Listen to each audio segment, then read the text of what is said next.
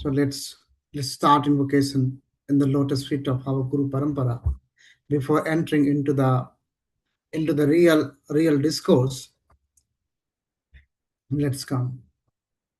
Agad sansayambodhi samutarana taranim vande vichitra arth padam chitram tam guru bharatim sada sada anugraha nigraha grihita muni vigraho bhagavan sarvasamupanisadaam durvasa jayati daisikaha pratamaha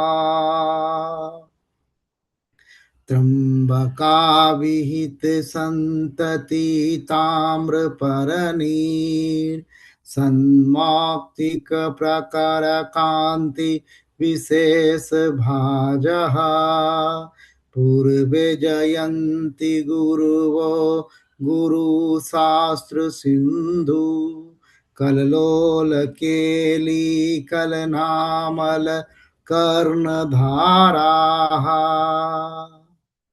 जयति गुरुरेक एव श्री श्रीकण्ठो भुवि प्रथितः तत्परमूर्तिर्भगवान् महेश्वरो भूतिराजश्च श्री सोमानंद बोध श्रीमत उत्पल विनिहश्रिताः जयन्ति संविदा मामोद संदर्वा दिक्प्रसर्पिणः तद आस्वाद भरावेश ब्रह्महितां मति षट्पदीं गुरुर्लक्ष्मण गुप्तस्य नाद सम्मोहिनीं नुमः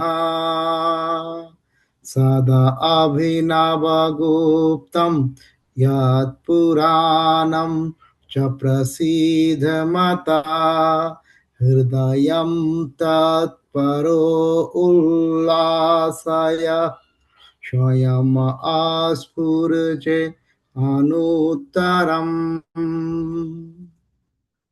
अभिनवरूपा शक्तिः तद्गुप्तो यो महेश्वरो देवः तदा उभयामलरूपम् अभिनवगुप्तं शिवं वन्दे यः पूर्णानन्दविश्रान्त सर्वशास्त्रार्थपारगः श्रीक्षेमराजः सो दृश्यादृष्टं मे गुरुरुतमः श्री वसुगुप्त महागुरु सोमानंद प्रभु उत्पल आचार्यन अभिनवगुप्तं नाथं वन्दे श्री क्षेमराजश्च नमो निखिल मालिन्य विलास पनपटियसे महामहेश्वराय श्रीरामाय गुरुरमूर्तये जय गुरुदेव। नमः कारुण्यदेहाय वीराय शुभदन्तिने भक्तिगम्याय भक्तानां दुःखहर्त्रे ते नमस्तुते ते यस्य उन्मेषनिमेषाभ्यां जगतः प्रलयोदयोः तं शक्तिचक्रधरं वक्रविभं प्रभवं शङ्करमस्तु महा नमः शिवाय सततं पञ्चकृत्यविधायिने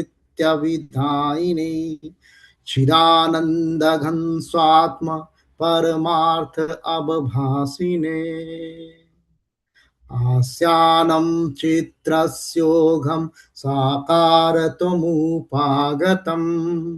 जगद्रूपतया वन्दे प्रत्यक्षं भैरवं वपुहा वामानंद सुंदर पुरंदर मुक्त माल्यम मोलोहटेन निहितं महिषासुरस्य पादाम्बुजं भवतु मे विजयाय माजु माजिर्सिञ्चित् मनोहरम् अंबिकाया सहस्रसा पुरुषा पुनातु वः सहस्रचक्षुर्भगवान् सहस्रपात गले अंगी घ्रीणमूले नयने च निश्चला त्रयो अपायामि यमपुरुषा उपासते ॐ सन्नो मित्रः सन्वरुणः सन्नो भवते हर्यमा सन्नो इन्द्रो बृहस्पतिः सन्नो विष्णुरुक्रमः नमो ब्रह्मणे नमस्ते वायु त्वमेव प्रत्यक्षं ब्रह्म असि त्वमेव प्रत्यक्षं ब्रह्म वदिष्यामि रीतं वदिष्यामि सत्यं वदिष्यामि तन्मा अवतु तत्त्वाकारम् अवतु अवतु माम् अवतु वक्तारम् ॐ शान्तिः शान्तिः शान्तिः जय गुरुदेव हर हर Mahadev we are into memorial studies in the as a tribute to our beloved Gurudev. And in the last week, in the last lecture, we have just witnessed how Gurudev outlined, how Gurudev put forwarded the preface, Prastavana, Bhumika, the outline of the structure of whole work that was very beautifully and very scholarly being put forwarded by our beloved Gurudev. Now today we are starting very first chapter of this great work, the Tantric and philosophical aspect of Kasmir ShavismI. Very first chapter, the early sources of ShavismI, with my little understanding and blessings of Gurudev. I'm trying to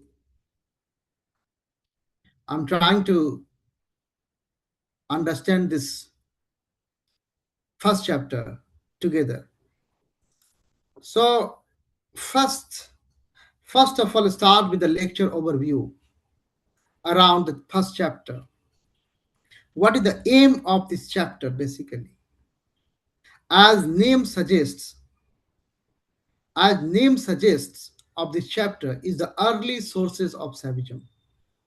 So the aim is to understand the origin of Shaivism, and then he will discuss about the sources.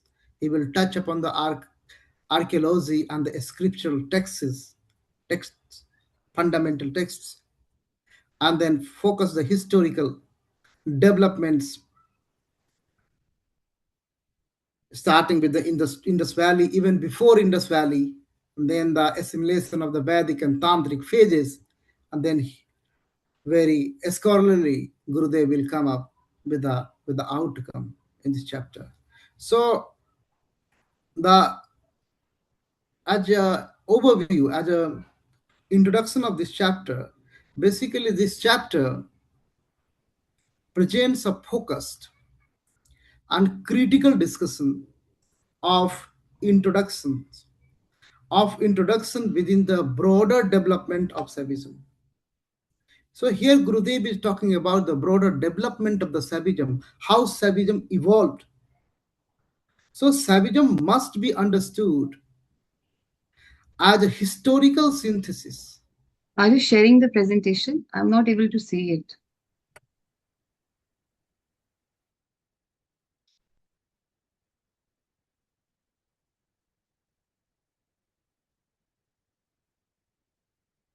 Oh, one sec.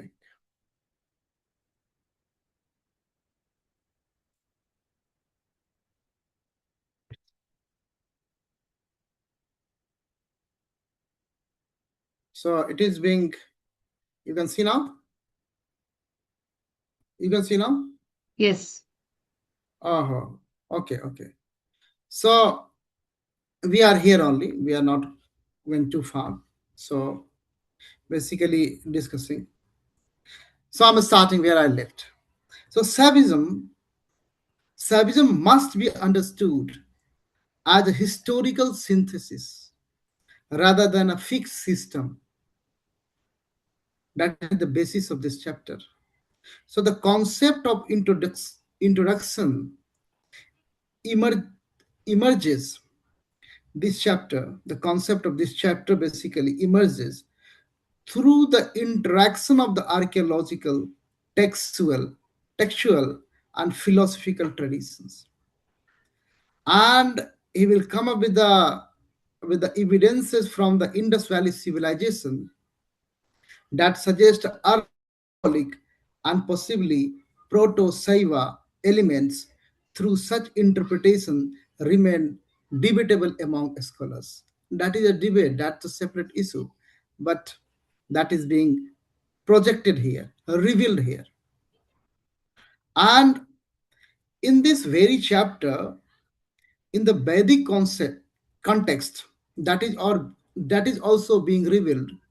In the Vedic context, the figure of Rudra, the figure of Rudra plays a crucial role because you know Rudra is one of the most important deity in Veda.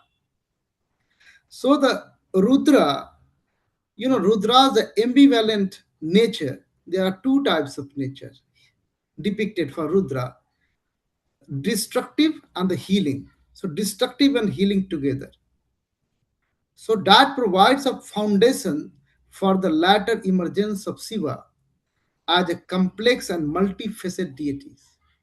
Because two opposite principles are coming together. So it is coming together and evolving an spirituality of affirmation, basically. So this transition reflect not only theological development but also cultural assimilation between the Aryans and non-Aryans. And the philosophically introduction contributes to key Saiva ideas such as transcendence, asceticism, and the unity of opposites. Unity of opposites, that's important because he is both terrifying and auspicious. So at the same time he is terrifying, the god of terror, and at the same time he is a god of auspiciousness, kalyanakari. He is detached yet and cosmically active also at the same time. So two opposite principles here. So the integration of Shakti further deepens this framework and presenting reality as dynamic interplay of consciousness and energy. So a scholarly interpretation emphasizes that Shaivism evolved through syncretism, emerging symbolic traditions of the Indus Valley civilization with ritualistic Vedic practices. So, this synthesis enabled Shaivism to develop into a flexible and enduring religious system. Thus, the overview, the introduction, should be understood as a critical component in the gradual formation of Shaivism as a major philosophical and religious tradition in Indian history. So, this is the overall overview of this chapter, the very first chapter. So, moving forward, any any thing, any queries related to first step? First step, the first slide is only the introduction. So you were mentioning about Rudra. So is Rudra synonymous with Shiva or is it different? Here, the realized, the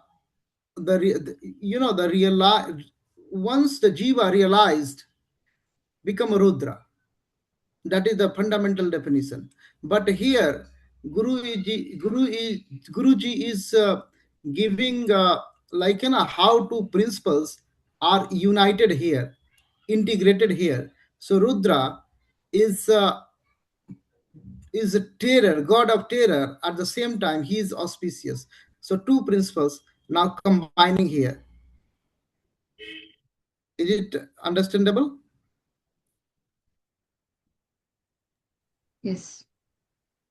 So now the historical problem. So starting with the problem, because you have to touch the pain point and then put forward your theory, basically your thesis. So the historical problems, starting with the exact origin, is unclear, basically. No signal founding moments of the Savagism. Anadi, who knows when it started. So when we talk about the origin of Saivism, the first and foremost important point to understand is that its beginning are not clear and not fixed. So that is very much understood. So beginning is not clear, not fixed. Nobody knows when it started, basically. So it developed gradually, basically. You know. So unlike some religions that have a founder, mostly Abrahamic religions or even in Vedic religions also, you got a founders who started, and there is a definite starting point also. But Saivism emerges gradually over a long period of time. Slowly, it evolved, it developed. So the problem arises because the evidence we have is fragmentary and indirect. We do not possess a single text that says Saivism begins here. We don't have. In any scriptural evidence, we don't have where it is written Saivism begins here. Instead, we reconstruct its origin from different kind of sources. So requires multidisciplinary studies if you are into Saivism. A broad studies is required. But one major source is archaeological evidence. Archaeological evidence is even accepted by masses. So, especially from the Indus Valley civilization. So, Guruji is indicating he is taking us to the Indus Valley civilization, where we may have archaeological evidences. For example, the famous Pasupati seal that shows a figure in a yogic posture surrounded by animals. Or some scholar interpret this as an early form of Shiva, but this is not certain. It's a debatable among scholars. Another source, apart from archaeological evidences, is the Vedic literature. Vedic literature where we encounter Rudra. Rudra is, as I told you, Rudra is one of the most prominent deity in Vedas, a fires, and the ambivalent deity. So Rudra is often seen as a precursor of to Shiva, but he is not identical to Shiva. That was your question. And this shows a process of transformation rather than direct origin. So over time, these different elements, indigenous beliefs, Vedic traditions, and later philosophical developments come together. And this process is known as cultural synthesis or syncretism. So, because of this complexity, a scholar disagree. A scholar disagrees about the origin of Shaivism. So, some emphasize the Indus origin, others focus on the Vedic development. Still, other schools they highlight the latter tantric and philosophical traditions.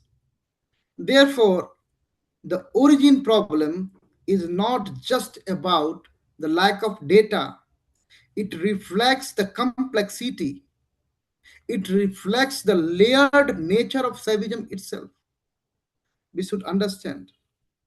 So, I can conclude here the historical problem, this one, this section. Saivism is not born at a single moment. It is the result of a long historical evolution. So I conclude here. Before entering into the next section of this chapter, I hope you're okay with this one. You guys are Yes, okay with this one. yes, So now the sources of studies.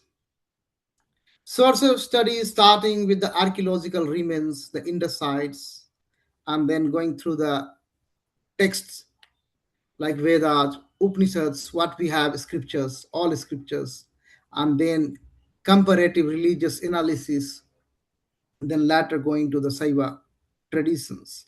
So that is the source. These are the sources we have, and this section is very much important because even the you know the this chapter is the early sources of Saivism. So this is the central to this chapter. So to understand the early sources of Saivism, we must rely on wide range of material, wide range of materials, because there is no single text that gives us a complete account of its origin. It's not available at all. So this is why scholars adopt a multidisciplinary approach, combining archaeology, textual study, and the comparative analysis in order to study the origin of Sufism. So first, let us look at the archaeological sources. Start with the first one. So the most important evidence comes from the Indus Valley civilization.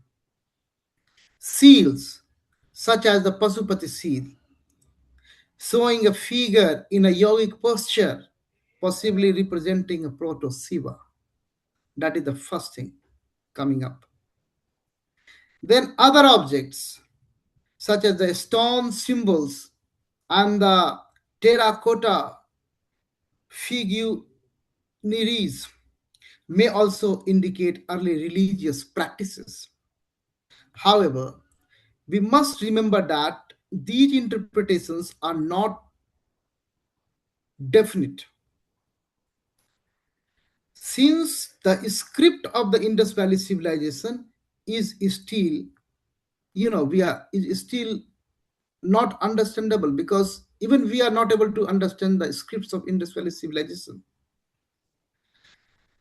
And the second thing, second source is we have is the literary or the textual sources. So in Vedas, especially the Rig Veda, we find references to Rudra, who is often considered as a precursor of Shiva. Even the Upanishads introduce deeper philosophical ideas, such as the concept of ultimate reality, which later influenced Saiva thought. So the epics and the Puranas further develop the figure of Shiva into a major deity with a rich mythology. In the rich mythology, a lot of Puranas got several stories, folk stories, folklores also related to Shiva. So finally, the Saiva Agam and the Tantric texts provide detailed description of rituals, philosophy, and theology specific to Saivism. And thirdly, a scholar use the comparative approach, comparative religious analysis. This involves study tribal, folk, and regional traditions, many of which preserve ancient elements of Shiva worship. So these traditions help us to understand how Saivism developed outside the formal textual tradition. So it is important to emphasize that all these sources are partial and interpretative. No single source gives us a complete picture. That's a problem. Instead, we must combine and critically analyze them to reconstruct the early history of Saivism. That's the solution. So I'm concluding with this thought. Um, the study of Saivism is like assembling a puzzle, and each source provides a piece, but the full picture emerges only when they are brought together. So it's very much clear we have to go for exhaustive, extensive, combined, and critically analytical study if we want to really understand the Saivism. So I'm moving to the next. Any questions So till there, now? in the fourth point, you said latter Shiva traditions. So what that means? What letters have traditions? That is the Point agamic. number That four. is the on the slide. That is the agamic text, tantric texts. So that's the that these are the traditions. They have also philosophical, ritualistic, Okay, and a lot of information related to Saivism that can and that is also source of studies. okay. Hope it's clear. So now, prehistoric background. We need to understand this one, prehistoric background, as you know, revealed by Gurudev. So prehistoric background. So let's start with the when we speak of prehistory. So let's try to understand this word, now prehistory, before history, before we starting, you know, writing our history. Before humankind's you know start writing and then start writing the history, so before that period, so we are referring to the period before existence of the written records, basically the prehistory. So before existence of written records, that is the prehistory. So prehistorical background we need to check, and this is important. This is important because the earliest roots of Saivism cannot be traced, cannot be traced through text. So that cannot be traced, from the text, because text is a written record. So before written record, Saivism is there also. So we must check that one, and must be understood through the material remains and inferred beliefs. So the ritualistic practices also can be a source of study in order to understand the early sources of Shaivism. So, in prehistoric times, human beings were deeply connected to nature, and the natural forces such as storms, such as fire, rivers, and animals were often experienced as a powerful and mysterious objects. And as a result, early religious practices were centered around the nature worship, that the nature worship. So another key feature of prehistoric religion is the emphasis on the fertility and regeneration. So since the survival dependent on agriculture and reproduction, symbols related to the life growth and continuity becomes sacred. So this may explain the latter importance of symbols like ling and yoni, with which represent generative power. So we also find evidence of animal symbolism. So animals were not just part of daily life, but were seen as sacred or powerful beings. So this is significant because Shiva in latter tradition is known as Pasupati, the lord of animals. So some scholars also suggest the presence of proto-yogic practices in prehistoric cultures. The idea of sitting in meditation, controlling the body and mind, may have very ancient roots, prehistoric roots, prehistoric backgrounds. So this connects with the latter image of Shiva as the supreme yogi, the Adi yogi. It is important to note that these beliefs were not organized into formal systems. There were no fixed doctrine or scriptures. Religious ideas were fluid, evolving, and closely tied to the everyday life. They are their day-to-day activities only. So many of these prehistoric elements are believed to be come from the indigenous, non-Aryan traditions, which later interacted with the Vedic culture. And this interaction is crucial for understanding how Shaivism eventually developed. So we should understand the prehistoric period provides the raw cultural and symbolic foundation upon which later Shaivism is built.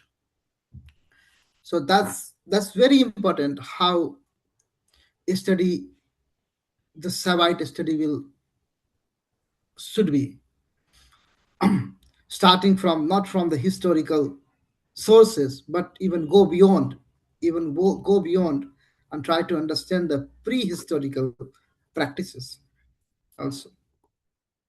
Now the nature of evidence. So nature of evidence, that's very important because evidence is very much required in order to ascertain any practices under the Savite framework. So when studying the early sources of Shaivism, one of the biggest challenges we face is the nature of evidences itself. Why? Because it's a fragmentary and indirect. So, unlike modern history, where we have detailed records, the evidence for early Shaivism is fragmentary, indirect, and often incomplete. So, first consider the archaeological evidence. So, this includes objects such as seals, figurines, and symbolic artifacts from the Indus Valley civilization sites. So, while these objects provide valuable clues, they do not come with written explanation. As a result, scholars must interpret their meaning, and different scholars may reach different conclusions. That's the problem. For example, the famous Pasupati seal is often interpreted as a proto Shiva figure. However, since we cannot read the Indus script, we cannot confirm this interpretation with certainty.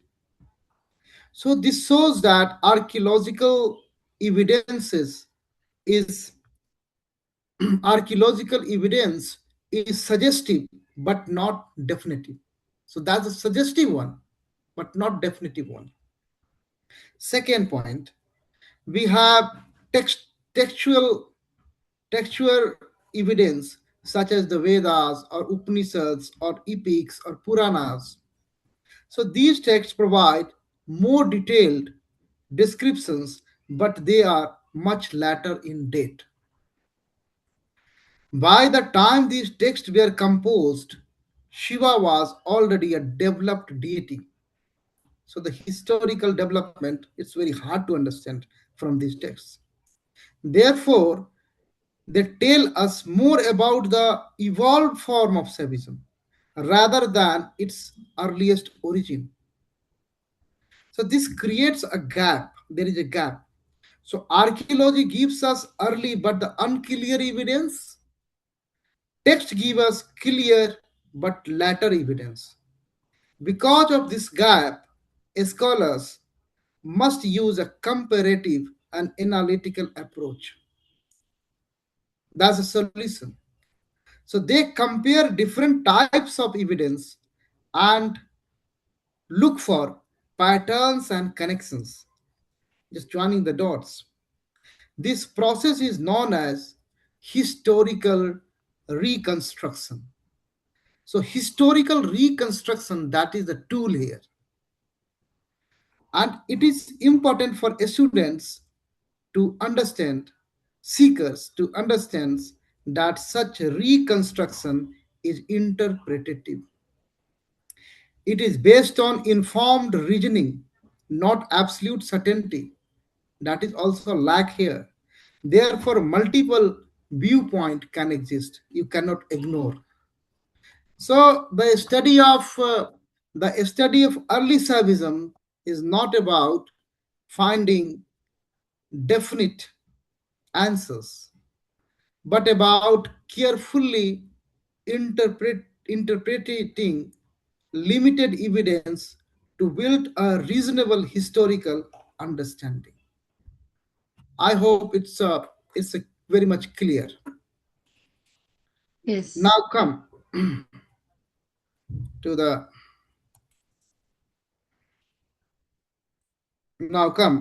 concept of Shiva. So the concept of Shiva, the complex and the multi-layered deities, com- and the both things together, na? The creative side and destructive side, both together you can have the household, the grihas, and the esoteric, the vairagya at the same time. That's a Shiva. And then transcendence and immanent. So two opposite principles together. That's the concept is coming up. How it was started? So it was started with the primordial Shiva, the proto Shiva. So let's go with the proto Shiva one. The development, then we can trace the development in a logical sequence. So The concept of proto-Shiva refers to a possible early or pre-Vedic form of Shiva, identified mainly through archaeological findings from the Indus Valley civilization. And the most important piece of evidence is this context. In this context is the famous Pasupati seal, discovered as Mohenjo-daro. So this seal depicts a figure seated in what appears to be a yogi or someone who is doing meditative posture with the leg crossed and body upright. Surrounded the figure of various animals such as elephants, tigers, and possibly deer also. So the figure also seems to bear a horn headdress, which may indicate a connection with the nature or animal power. Many scholars, especially early archaeologists like Sir John Marshall, interpreted this figure as a proto Shiva or an early form of Shiva. So, the reasoning behind this interpretation is that the figure shows characteristics later associated with Shiva. So, what was the characteristics Sir John Marshall took in consideration?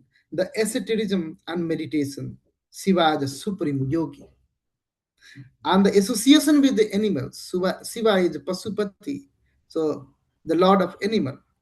So this suggests that some of the key features of Shiva worship may have existed long before the Vedic period, rooted in indigenous or prehistoric traditions.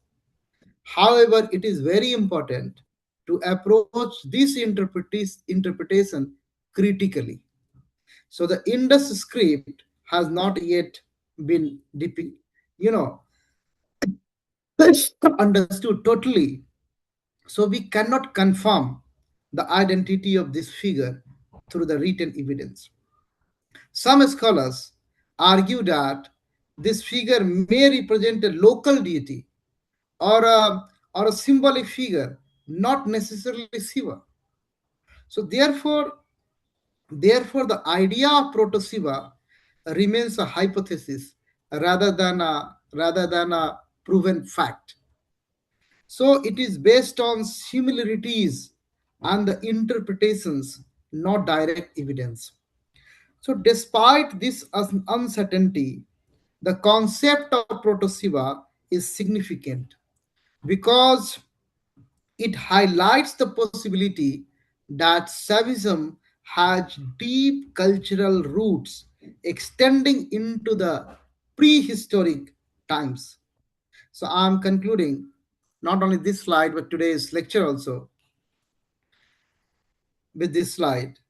So Proto Shiva represents an attempt to trace Shiva's origins beyond texts into the symbolic and archaeological world of early civilization.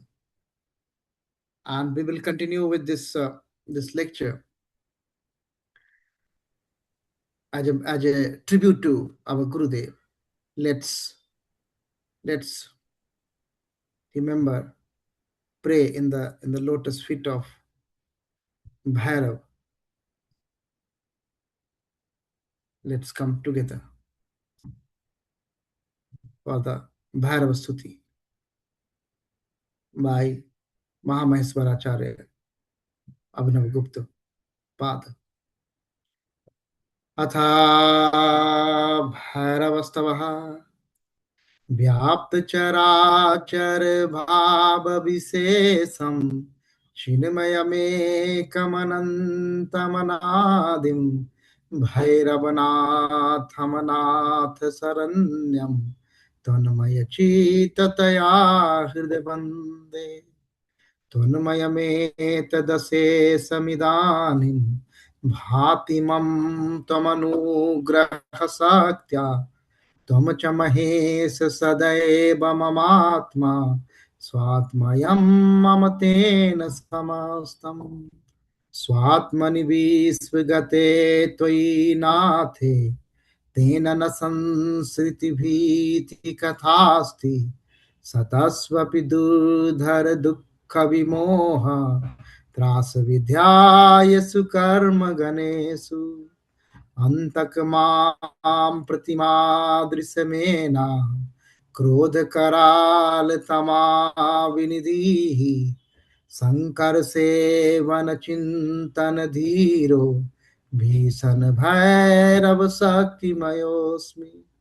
इतस्मुपोधव भवमय संभि दिधारित भूरित मिश्रः मृत्युयमान्तक कर्म पिशाचर नाथ नमस्तु न जातु विभेमि प्रोश्चित प्रोदित सात्य विबोध मरीचि प्रोश्चित विश्व पदार्थ सतत्व भाव परामृत निर्भर पूरने तो ये हम आत्मनि निर्मिति में मानस गोचर में यदैव क्लेश दशा तनुताप विधात्री नाथ तदैव मम त्वयि भेद स्तोत्र परामृत वृष्टिरुदेति शंकर सत्यमिदं व्रतदान स्नान तपो भवताप विदारी तापक शास्त्र परामृत चिंता यस्यन्ति चेसी निर्मिति धारा नृत्यति गायति हृष्यति गाढं संविधियं मम भैरवनाथ त्वां प्रियमाप्य सुदर्शनमेकं दुर्लभमन्यजनैः समज्ञम् वसुरूपस्य कृष्ण दशाम्याम् अभिनवगुप्तः स्तवं मिं करो येन विबुध भव मरु संतापम शमयति झटयति जनस्य दयालुः इति भैरवस्तवः। जय गुरुदेव। जय गुरुदेव। हर महादेव शंभु काशी शांति। ॐ घोरेभ्योऽथ घोरेभ्यो घोर घोर तरिभ्यश्च सर्वथा सर्वे सर्वेभ्यो नमस्ते रुद्र रूपेभ्यः अघोरेभ्योऽथ घोरेभ्यो घोर घोर तरिभ्यश्च सर्वथा सर्वे सर्वेभ्यो नमस्ते रुद्र रूपेभ्यः अघोरेभ्योऽथ घोरेभ्यो घोर घोर तरिभ्यश्च सर्वथा सर्वे सर्वेभ्यो नमस्ते रुद्र रूपेभ्यः। हर हर महादेव शंभु काशी। जय गुरुदेव। So now, thank you very much for attending the class, the Thank memorial you. Thank series. you, Abhishek. I'm closing now class.